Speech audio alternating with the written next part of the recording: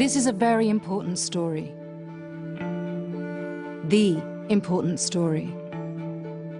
In the midst of COVID-19, it's an historic opportunity to look at the facts of the world as it is, and then to focus on the solutions to some of our greatest problems. In the 75 years since the United Nations was founded, the human race has never had to face a set of challenges like we do right now. But together, we can overcome them.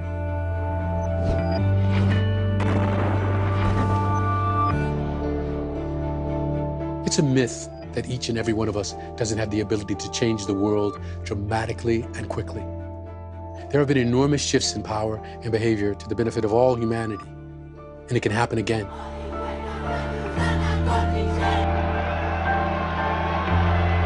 Nelson Mandela said, "It always seems impossible until it's done." These are some of the things that must be done.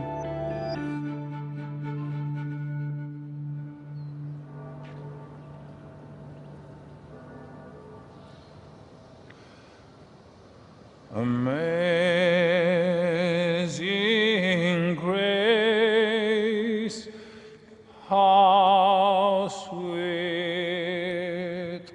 the sound that saved a wretch like me. I once was lost, but now I'm found. Was blind, but now I see.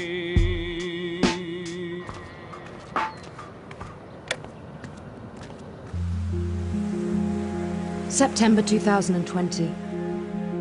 The world is still in the grip of a global pandemic. There have been more than 27 million confirmed cases, and more than 900,000 people have died. Billions of people have been in lockdown for months. Lives and livelihoods have been threatened and lost. But as some lockdowns are easing, people are emerging into a different, uncertain world with a new appetite for change. Today, we feel the weight of history on our shoulders. The COVID-19 pandemic has shown how fragile the world is. A microscopic virus has put us on our knees. And that fragility should make us humble. COVID-19 has been likened to an X-ray, exposing fractures in the skeleton of the societies we have built. A world with great inequality, which must be righted. And a world which must win the battle against climate catastrophe. The whole planet is at stake. So this is a moment to recognize that the way we have been moving leads nowhere, and that we need to change course. The lockdowns also showed that our environment itself can change. In the Punjab, for the first time in generations, the Himalayas are visible once again. Lions have reclaimed the roads in Kruger National Park. In Venice, the canals run clear once more.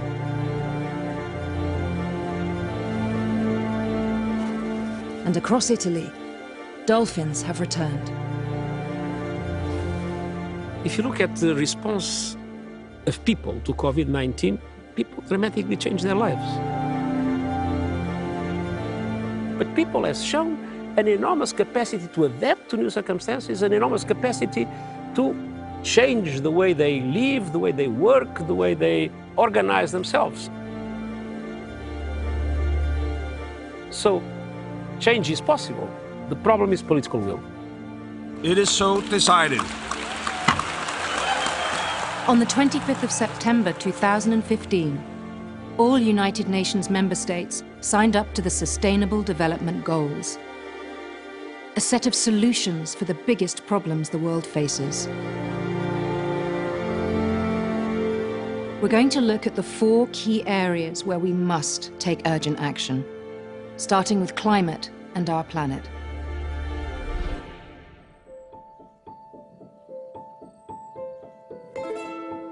Next door's on fire. Oh my god. Okay.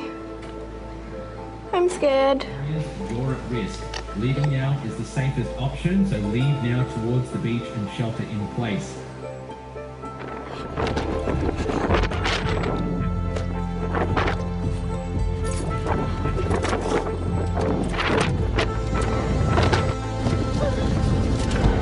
We're going. Clay's just getting in his car. We're out of here, you guys, because the whole place is on fire. Oh my god, my neighbor's house. Okay. Come on, Clay, we need to go. Oh my god.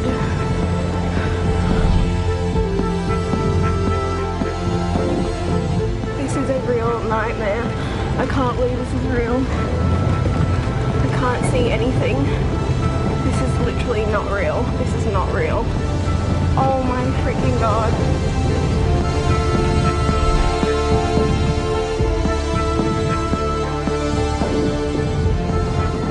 All I want is my family. Pictures and stories continue to file out from Australia about the devastating fires. This one, a satellite image from NASA, and as you can see, que alcanzaron hasta 2,5 metros en la capital. Rising death toll and massive evacuation in Indonesia as water swarmed Greater Jakarta following the heaviest downpour in more than 2 decades. Worst plague of locusts to affect the region. the damage to pastures and crops could create, quote, severe consequences for the region where nearly 12 million people are coping. It could be the worst the area has seen in 20 years. This is a double whammy. You know, we're dealing with the cyclone and with the exposure to COVID. Well, the fires raging in Northern California have now become some of the largest in state history. More than 12,000 firefighters are currently battling the blazes that have... The San Francisco Bay Area smothered by some of the worst air quality on the planet. Valley reaches an all-time high of 100. Delhi on Tuesday recorded the hottest day, Spiking above 100 degrees Fahrenheit.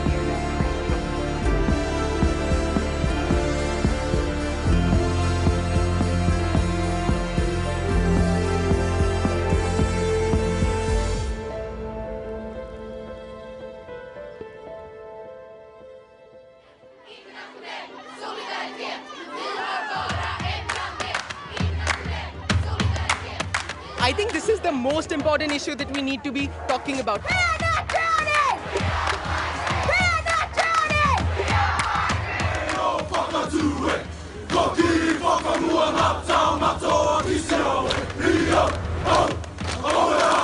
Climate change is here now, and it is killing people right now. The people who are looking at it right in the face.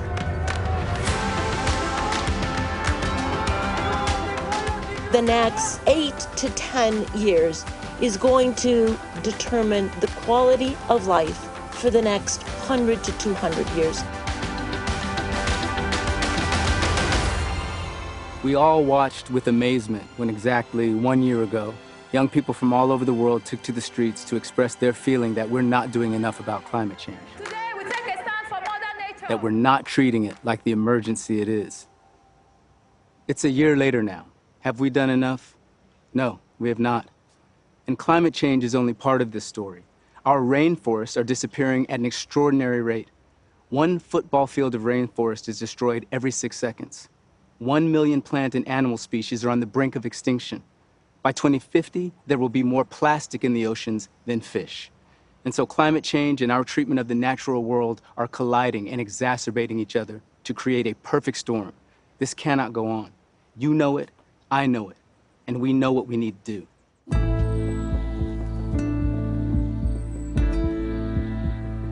We need to reduce global emissions by 50% by 2030.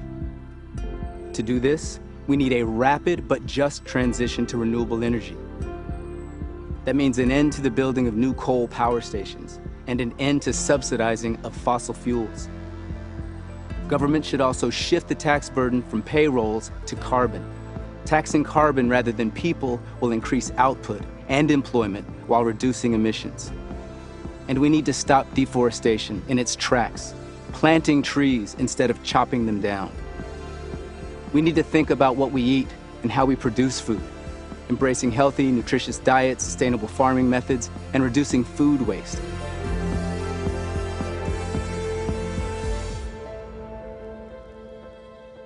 The climate crisis is an opportunity. Renewable energy is cheaper than fossil fuels. Thousands of businesses are working to go carbon neutral, and the opportunity to generate clean, safe, and decent jobs is enormous. The passion for protest can turn into a passion for changing all of our behavior to create a better, safer, just, sustainable world. The big question we have to ask ourselves now is this: as a species, are we going to be able to work together urgently to solve this? The clock is ticking.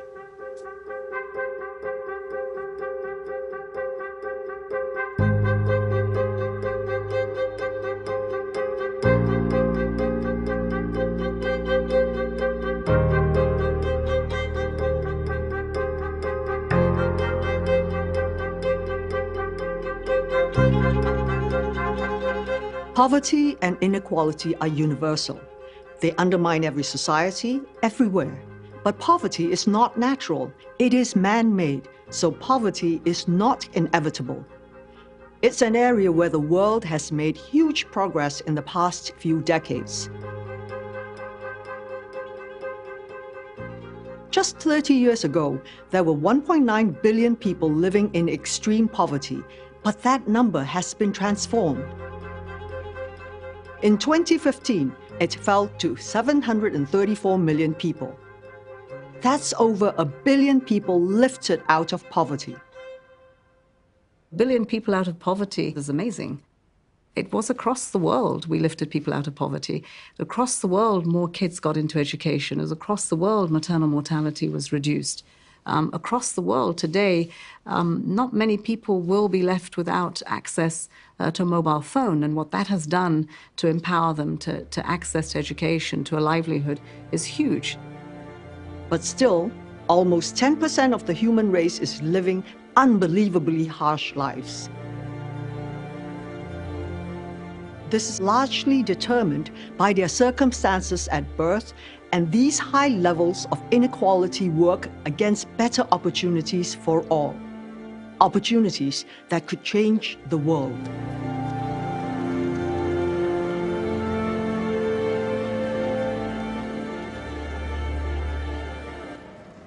I want to tell you a story about 1999.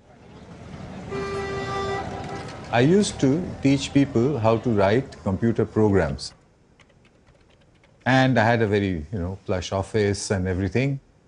And just outside of these offices, there was this large, sprawling, urban slum full of children. So one day I tried an experiment. I made an opening in the boundary wall that separated my offices from the slum. And then I fixed a computer so that from the other side of the wall, you could see the computer and a touchpad. On the first day, we saw this 8-year-old boy teaching a 6-year-old girl how to surf.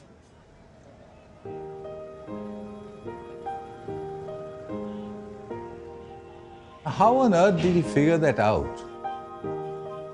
How did he know what the computer was doing?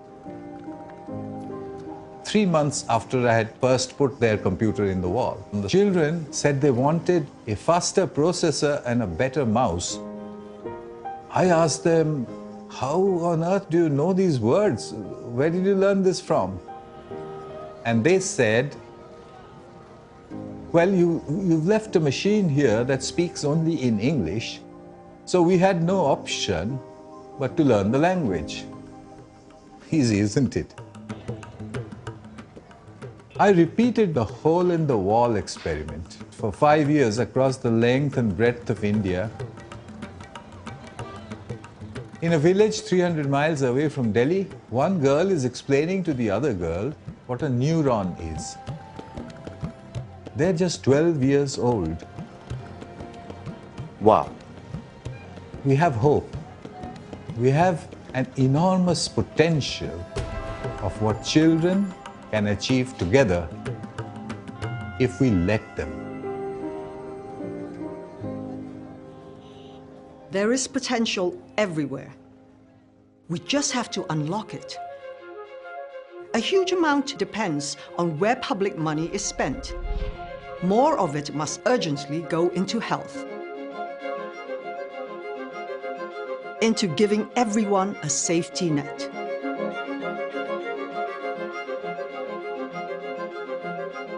There is a revolution that is happening in education, connecting every school, every person to the internet. This can be done. The recovery from COVID must lead to an economy that works for everyone. Let's start with tax. We have widespread tax concessions, tax avoidance, and tax evasion, which means that there's so much less money for all the crucial things.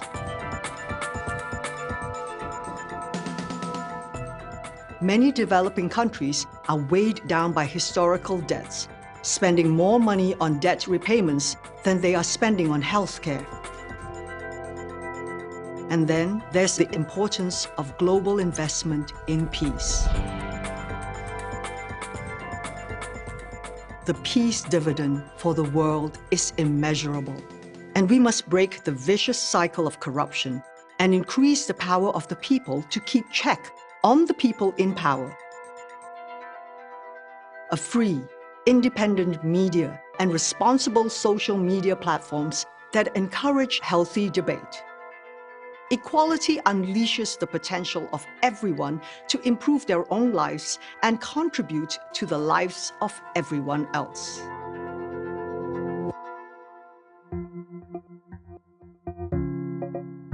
Whatever it is, coronavirus has made the mighty kneel and brought the world to a halt like nothing else could. Our minds are still racing back and forth, longing for a return to normality, trying to stitch our future to our past and refusing to acknowledge the rupture. But the rupture exists. And in the midst of this terrible despair, it offers us a chance to rethink the doomsday machine we have built for ourselves. Nothing could be worse than a return to normality. Historically, pandemics have forced humans to break with the past and imagine a world anew. This one is no different. It's a portal, a gateway between one world and the next. We could choose to walk through it, dragging the carcasses of our prejudice and hatred, our avarice, our data banks and dead ideas. Or we can walk through it lightly, with little luggage, ready to imagine another world and ready to fight for it.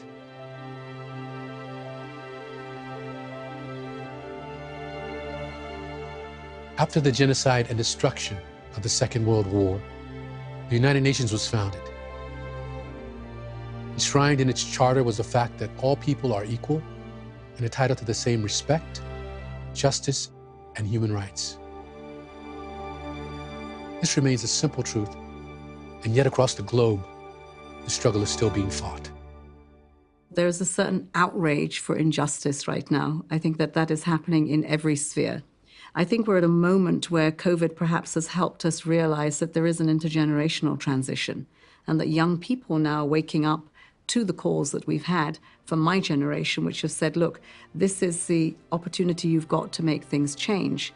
And they are rising up, and that we are bringing young people to the table now, not as a token, but to help us shape and to take that baton, to take up the gauntlet and to move forward. People fighting for justice, but fighting for your justice, not just mine. And to see that without your justice, mine won't be fulfilled either.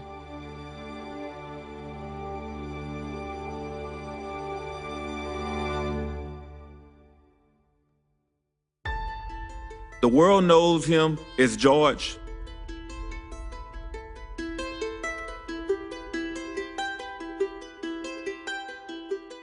But I called him Perry. Yesterday we laid him to rest. It was the hardest thing I ever had to do. I'm the big brother now, so it's my job to comfort my brothers and my sisters, Perry's kids, and everyone who loved him.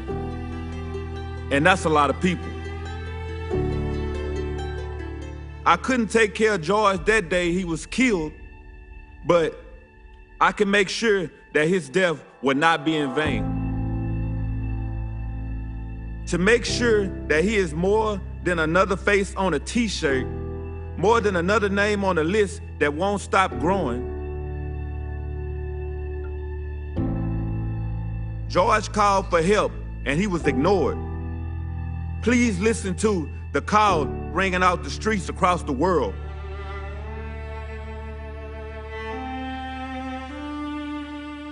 People of all backgrounds, genders, and races have come together to demand change. The people marching in the streets are telling you enough is enough.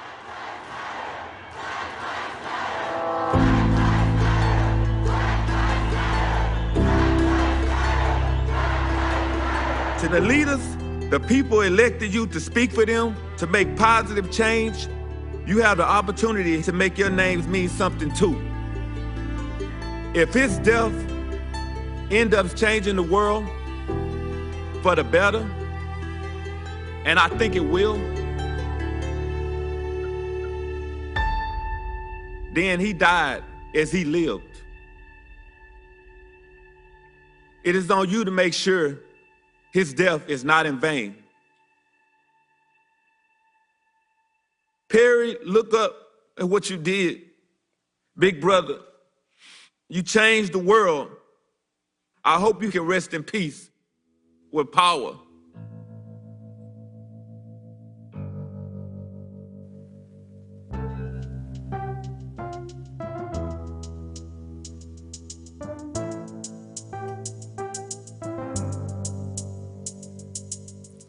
I remember when I couldn't level up. I was trying, but I couldn't level up. It was rough to say, start feeling like I had enough. Then I contemplate giving up. Yeah. If you're feeling like you can't level up, I'ma make you not stop at all. Because right when you start feeling like you can't level up, that's when you have to shut the devil up. I remember when I couldn't level up. No, my money couldn't level up. Doing what I must, I'm like there's always another level up. That's why you always find me looking up. But sometimes in my life, you know me, I have to rebel up. My hair up on my fights in the club. Every day me try level up. So me striking, I'm hard, me go hard until I get to God. You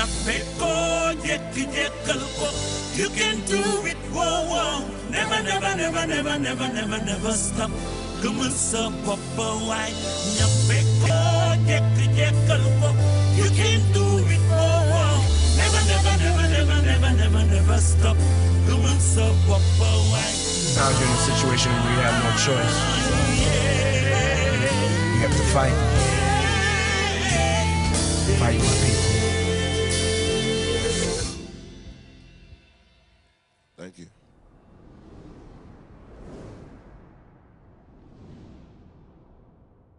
Inequality for women is one of the world's great injustices, and it is an injustice that must be and will be swept away. 75% of parliamentarians are men. 73% of managerial decision makers are men. 67% of climate negotiators are men. And 87% of the people at the peace table are men. Even though we know that when peace settlements include women, the negotiations and outcomes are more durable. Globally, almost 1 in 5 women has experienced violence in the past 12 months at the hands of a man they know. Women and girls do 3 times as much unpaid care and domestic work as men. The global gender pay gap is stuck at 16%. Every year, 12 million girls are married before 18. All of this has to change. It's time to stop trying to change women and start changing the systems that prevent them from achieving their potential. And this is the battle that women in this century will not lose. They are too strong, and their voices will not be silenced. I was named after a girl an Afghani folk hero who was killed in a battle. Just after I was born, my father got our family tree. It went back 300 years, but not a single girl or woman's name appeared on it. He decided to make me the first. He wrote Malala. That's me. When her father's school was closed down by the Taliban, Malala Yousafzai began to campaign for the right of young girls across the country to go to school. I have rights. I have the right of education. I have the right to play. I have the right to sing. I have the right to talk. I have the right to go to market. I have the right to speak up.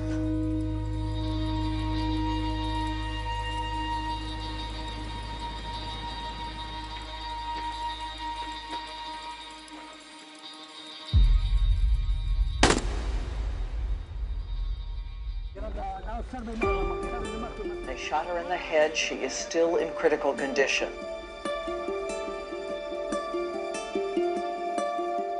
She was airlifted to a military hospital in Peshawar, where she had surgery. As surgeons battled to save her life, vigils took place throughout the world.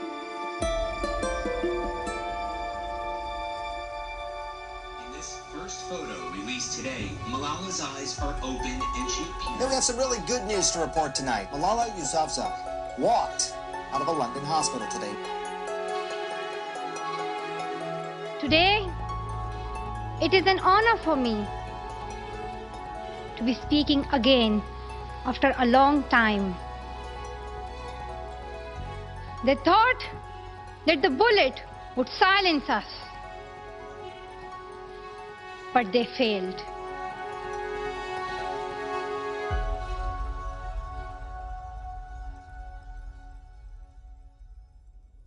My message right now is to young people.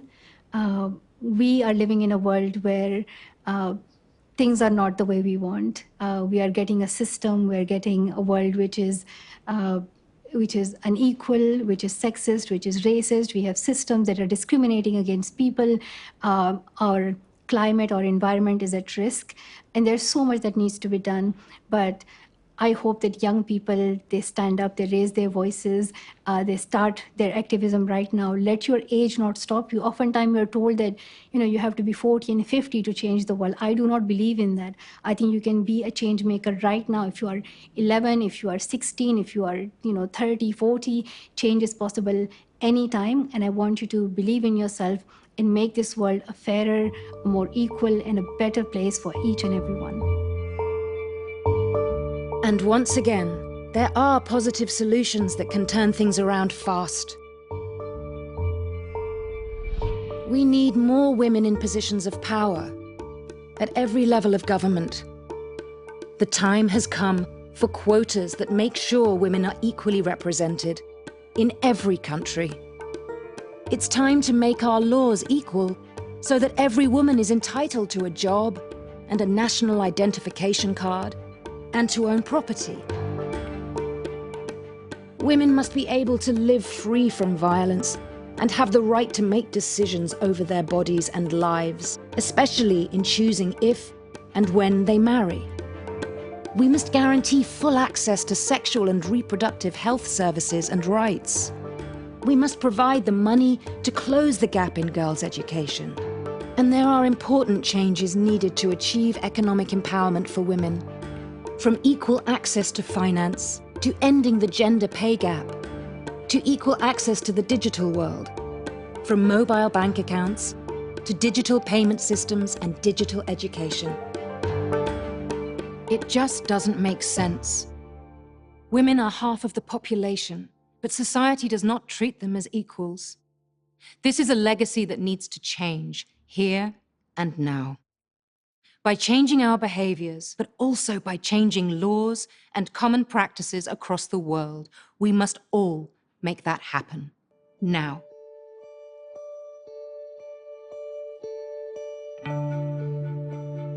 Everyone can do their part to make it happen. We can create and enjoy green jobs, live healthier lives with cleaner air and better diets. And in more equal societies, all of us, men and women, can enjoy safer and more productive lives. There is power in every decision we make. We can shape society and the future of our planet and people in every choice we make. My final message is, let's be humble. Let's recognize our fragilities, and let's understand that only in unity and solidarity we will be able to address them. It's true in each one of our countries, it's true at global level. And let's take profit of the 75th anniversary of the United Nations to think together how better we can organize the international community to address climate change, inequality, pandemics like the COVID-19, and so many other aspects that can only be solved if we join together and if we are able to have one common strategy, one common project, and one common determination in favor of peace, of development, and human rights in the world.